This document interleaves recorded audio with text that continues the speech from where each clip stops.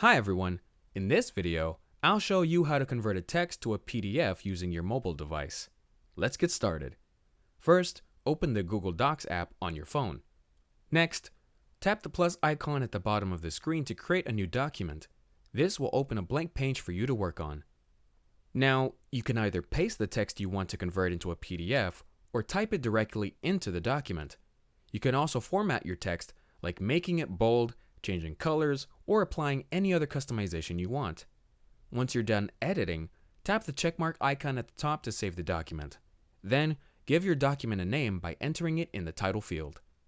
Next, tap the three dots in the top right corner of the screen. From the menu, select Share and Export, and then choose Save As. You'll see a few format options. Select PDF from the list. After that, tap the download icon at the top and choose your preferred browser. The PDF file will be downloaded to your device's Downloads folder.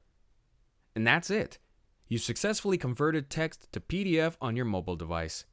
If you found this video helpful, don't forget to like and subscribe. Thanks for watching, and I'll see you in the next video.